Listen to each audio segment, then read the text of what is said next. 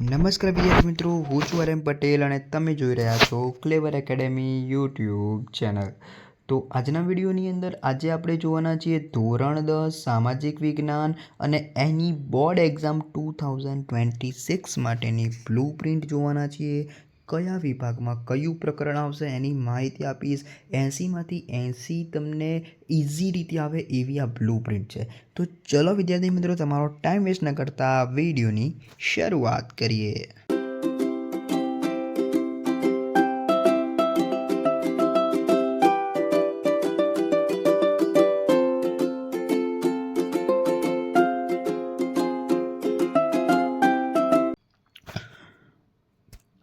તો વિદ્યાર્થી મિત્રો, હજુ સુધી તમે સાયન્સની એટલે કે વિજ્ઞાનની બ્લુપ્રિન્ટ નથી જોઈ તો જલ્દીથી જાઓ અને જોઈ લો। આપણે બનાવેલું છે આવી રીતે તમામ વિષયની બ્લુપ્રિન્ટ બનાવીશું, એટલે આપણી ચેનલને સબસ્ક્રાઈબ કરી દેજો।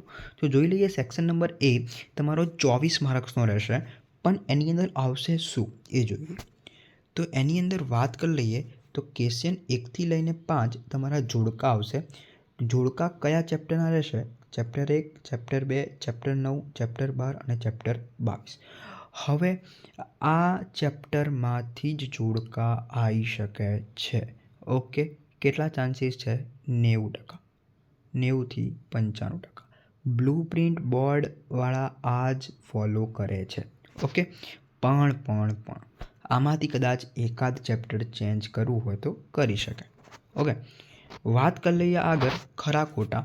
5 માર્ક્સમાં પૂછાશે, એટલે કે તમારો ક્વેશ્ચન નંબર 6થી લઈને 10 એ ક્વેશ્ચન 6 ચેપ્ટર 4માંથી, ક્વેશ્ચન 7 ચેપ્ટર 3માંથી, ક્વેશ્ચન 8 ચેપ્ટર 23માંથી, ક્વેશ્ચન 9 ચેપ્ટર 19માંથી અને ક્વેશ્ચન 10 ચેપ્ટર 20માંથી।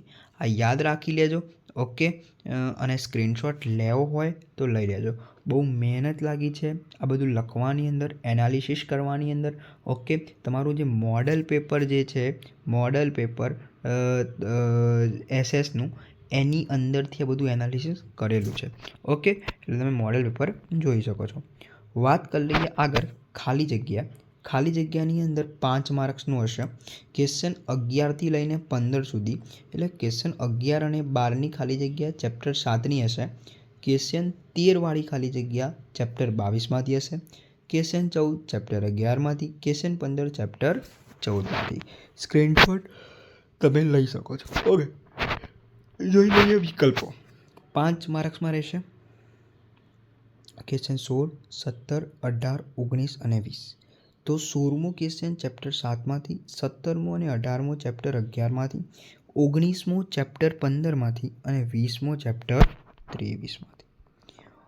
વાત કરી લઈએ 1-2 શબ્દમાં, 1-2 વાક્યમાં ઉત્તર। ક્વેશ્ચન 21, 22, 23 અને 24।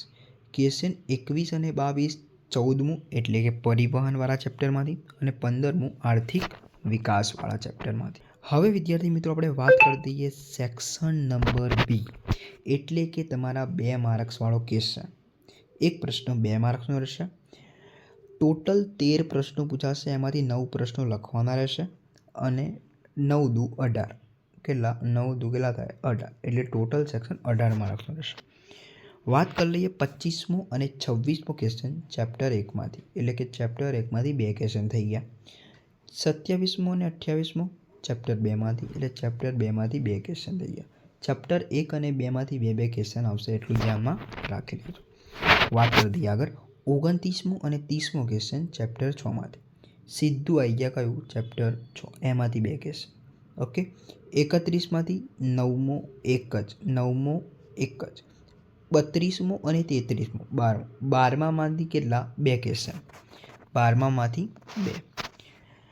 હવે 34માની વાત કરી દઈએ તો ઉત્પાદનવાળું ચેપ્ટર 13મું, 34મો અને 35મો 2 પૂછાશે, બરાબર। ચેપ્ટર 13માંથી 2 પ્રશ્નો। 36મો અને 37મો 20મું ચેપ્ટર પડકારવાળું ચેપ્ટર, એમાંથી 2 પ્રશ્ન પૂછાશે। ઓકે, 36મો 37મો।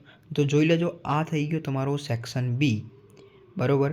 ટોટલ લખવાના છે 9, 13માંથી અને 18 માર્ક્સનો ક્વેશ્ચન સેક્શન છે। સેક્શન નંબર સી, એક પ્રશ્ન 3 માર્ક્સનો રહેશે, 9 પૂછાશે અને એમાંથી 6 લખવાના રહેશે. Total 18 marks.